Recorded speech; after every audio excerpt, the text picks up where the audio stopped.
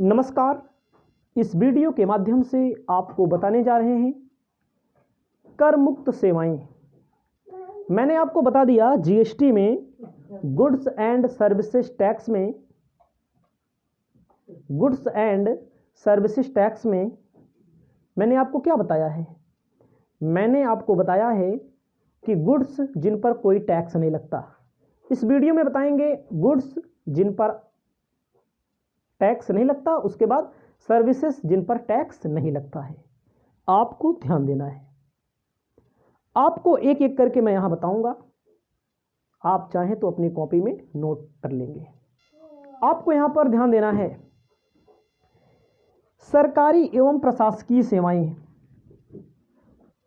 जो कर मुक्त हैं, आपको लिखना है सबसे पहले कर मुक्त सेवाएं। हेडिंग कर मुक्त सेवाएं। कर मुक्त सेवाओं में सरकारी एवं प्रशासकीय, कुछ को छोड़कर बाकी सब कर मुक्त हैं। जैसे आप देखते होंगे, केंद्र सरकार, राज्य सरकार एवं स्थानीय सरकार। ध्यान दीजिएगा, केंद्र सरकार, राज्य सरकार और स्थानीय सरकार। ठीक है। कर मुक्त सेवाओं में जैसे मैंने बताया आपको, एक होता है राज्य सरकार, जैसे उत्तर प्रदेश सरकार, बिहार सरकार, मध्य प्रदेश, राजस्थान। केंद्र सरकार और स्थानीय सरकार। स्थानीय सरकार का मतलब होता है जैसे नगर निगम। केंद्र सरकार आप जानते हैं दिल्ली वाली सरकार। राज्य सरकार आप जानते हैं केंद्र यूपी, बिहार, राजस्थान, मध्य प्रदेश, छत्तीसगढ़, कोई भी सरकार हो सकती है। स्थानीय सरकार का मतलब होता है जो गांव की सरकार होती है, जो किसी नगर पालिका होती है, महानगर पालिका, नगर निगम होता है। ये सारी सरकारों को हम लोग कहते हैं स्थानीय सरकार। कुछ को छोड़कर बाकी सब कर मुक्त है। जिसे आप देखेंगे, सबसे पहले डाक कर योग्य होता है।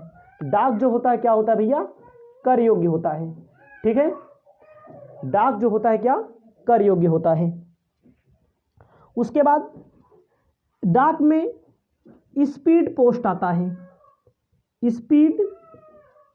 है। ये क्या होता है? कर मुक्त होता है, वो कर योग्य होता है। उसके अलावा पार्सल जीवन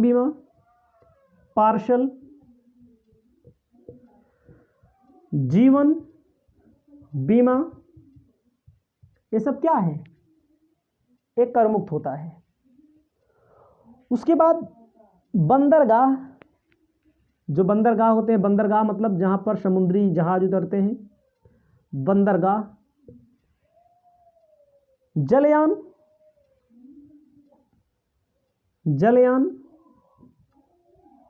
वायुयान। उसके बाद परिवहन सेवाएं। परिवहन का मतलब होता है जैसे ट्रांसपोर्ट कंपनी होती हैं। ठीक है। उसके बाद इन सबको छोड़कर बाकी केंद्र सरकार, राज्य सरकार जो भी सेवा देती है, जो भी सर्विस देती है, वो कर मुक्त होती है। उसे कर मुक्त की श्रेणी में रखा गया है। इसे आप लिख लेंगे। दूसरा है RBI। दूसरा क्या है? RBI, reserve bank of India. जैसे RBI जो भी सेवाएं देती है, नोटों का निर्गमन करती है, सरकारी बैंक है, परामर्श सेवाएं देती हैं, वो सब कर मुक्त हैं। ध्यान दीजिएगा, नोट निर्गमन का काम करती है। ठीक है, RBI। और सरकारी बैंकरों को काम करती है, परामर्श सेवाएं देती है, वो कर मुक्त है। ठीक है। तीसरा आपको ध्यान देना है, टोल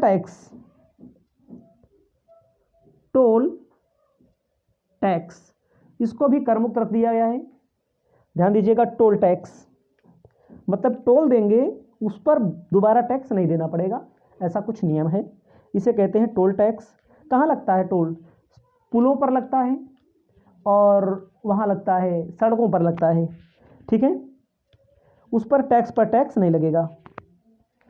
अगला है 14, पौधा जहाँ उगाया जाता है, पौधा जहाँ पौधा उगाया जाता है, जहाँ पर जानवर पाले जाते हैं, जहाँ पर जानवर पाले जाते हैं घोड़ा को छोड़कर, जहाँ पर कच्चा माल तैयार किया जाता है जैसे रेशा वगैरह होता है, कच्चा माल, ये भी क्या है?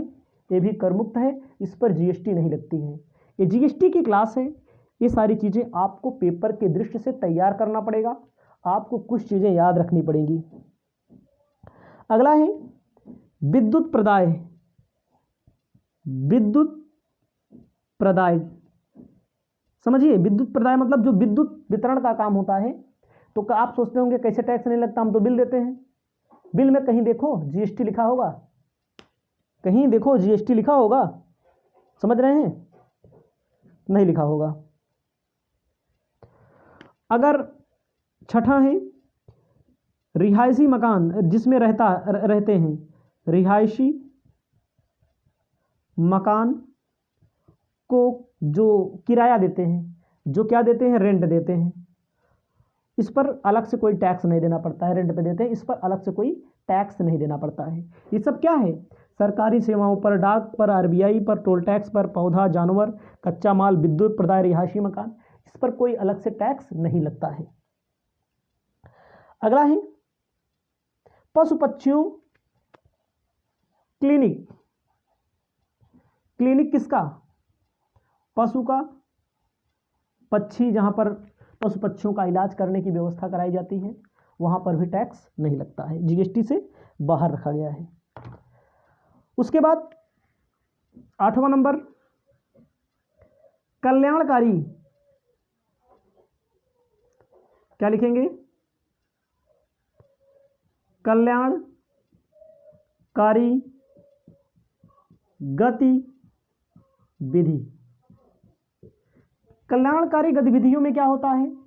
ऐसी गतिविधियां जो सरकार द्वारा मान्यता प्राप्त हो, कल्याण के लिए की गई हैं, उस पर भी टैक्स नहीं लगता है। इसको भी आप ध्यान रखेंगे। तो जीएसटी नहीं लगता है कुल मिलाकर के, जो सरकार की नज़र में कल्याणकारी हो। आयकर इस पर छूट दे देता है, ठीक है। सुलभ शौचालय, सुलभ सेवाएं बोलते हैं इसे। सुलभ सेवाएं मतलब होता है शौचालय जो बने होते हैं। सुलभ शौचालय में क्या आता है?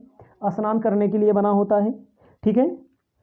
सुलभ शौचालय में स्नान के लिए बना होता है, मूत्रालय बना होता है, सार्वजनिक शौचालय बना होता है, जो उस पर हम लोग पेमेंट करते हैं, उस पर जीएसटी नहीं लागू होता है। पेमेंट तो करना पड़ता है लेकिन जीएसटी अलग से नहीं देना पड़ता है। देख लीजिएगा कहीं पर देना पड़ता होगा तो बताइएगा हमको। अगला होता है फल सब्जी। फल सब्जी ये तो माल में आता है। फल सब्जी माल वाले में मैंने आपको बताया है। लेबलिंग, अगर कोई अपना लेबल नहीं लगाया हो, कोई कंपनी की लेबल ना लगाई गई हो, इसको जो सेवा दी जाती है मतलब पका करके, बना करके, वो भी नहीं होता है। उसके बाद 11वां संग्रहालय।